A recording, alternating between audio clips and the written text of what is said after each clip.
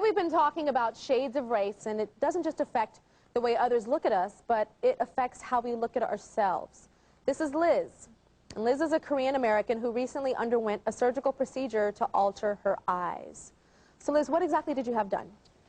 I had eyelid surgery to increase the size of the fold.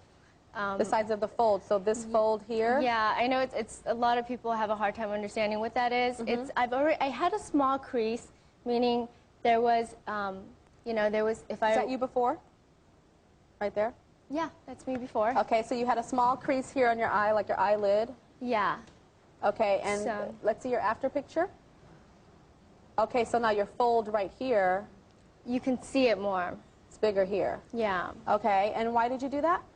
Well, pretty much, I mean, you can see in the photo that, you know I'm not 35, 45, 55, but my eyes were starting to sag, and I was looking tired, and I wasn't, you know, I didn't have that youthful look that I used to have. Were you ever teased about your eyes growing up? Oh, yeah. Like what?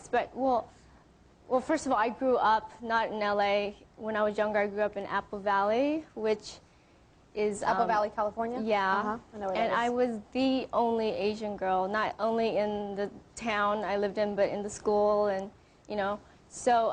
And the kids used to tease you? Oh, yeah. I mean, I was like the black sheep. I was, you know, I was the only Asian girl, so you'd hear the, you know, it's so cliche, but, you know, chink, you know, Chinese eyes, you know. At that age, I didn't know. So you look in the mirror and think what when you look in the mirror? I knew that I looked very different from everybody else.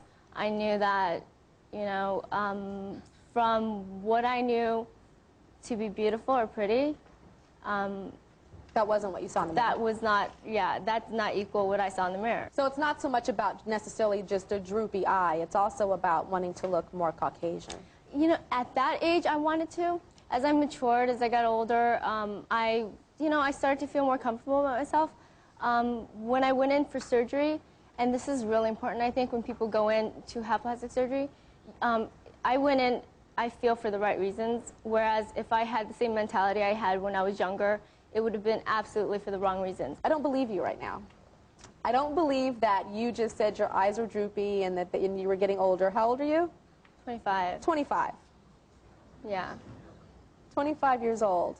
So you're saying you went to a surgeon because your eyes were droopy and you're getting so old, you're 25, and they're just the weight. Yeah. Well, you know, I just think it's about being honest, you know? Yeah. Like, I have a hair weave on my head. You have to understand, we're the same. I'm no different than you. This is not my natural hair. Do you understand? This is fake. And I understand and take full responsibility and know that this is because everybody in America and everybody in the world doesn't think that my natural hair is beautiful.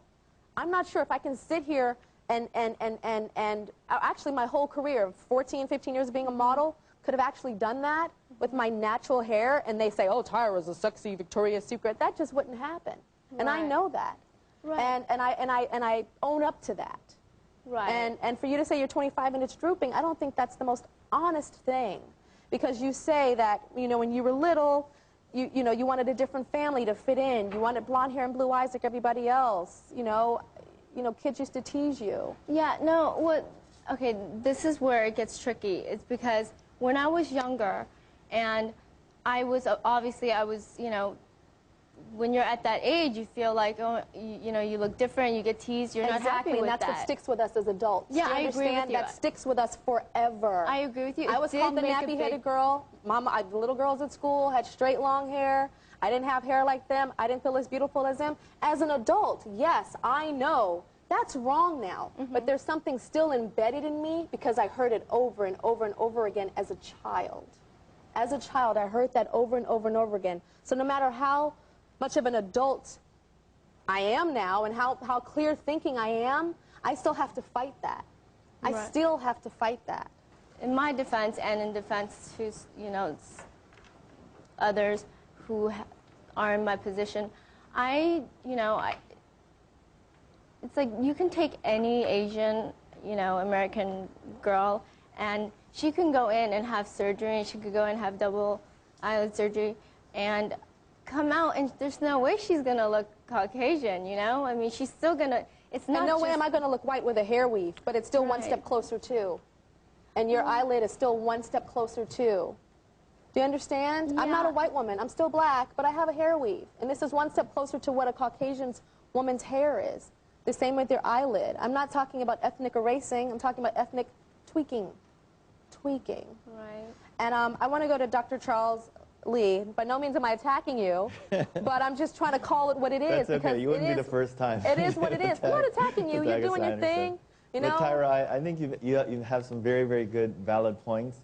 Most of us, most Asians who have the surgery done, and by the way, this is a very common surgery. Yes, definitely. In Asia, eyelid and nose surgery is equal to breast surgery and liposuction here. But most people come in and do it without thinking too much about it. They just feel that eyelids with a crease in it are prettier. And I've heard that said. Why do they feel that way, doctor? Why do you think they feel that way? I think that there is probably a Europeanization of beauty standards. I don't disagree with that. And I think that when you have an extreme ethnic feature, you get teased. It's harder to get a job. There is discrimination. And so I think that you have a very solid point. But then again, I do want to emphasize that most people are not, they don't come in and say, you know, I really want you to make me a white person. They don't really even think that deeply about it. Because it's more subtle. It definitely is more very subtle. It's yes. softening of the race, not necessarily erasing it. But I want to thank you for being honest. Yes. Because I like that. I like that you're very honest about it. And I want to go to Martin Wong.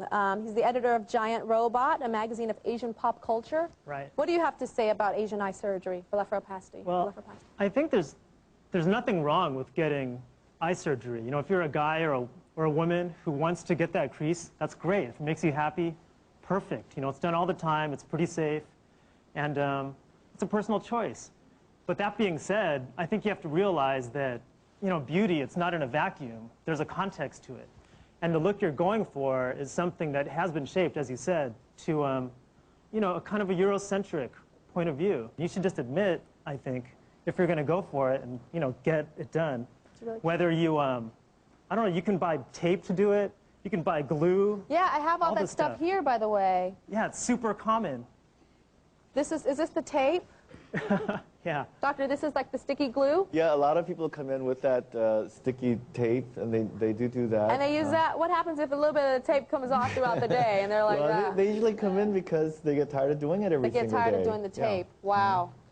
And your boyfriend is here. Steve is here, right? Yes. So, Steve, how do you feel about the surgery? Are you American? Initially, I was against it. I didn't think she needed it. I liked the way her eyes were before. I thought they were beautiful. I think they're beautiful now. But, you know, it was ultimately her choice. But I never got the sense that she was doing it to betray her race by any means. If that was the case, I would have probably been more firm because I thought she looked great before. Thank you, Steve. So. Thank you. Thank you so much, everybody. We'll be right back.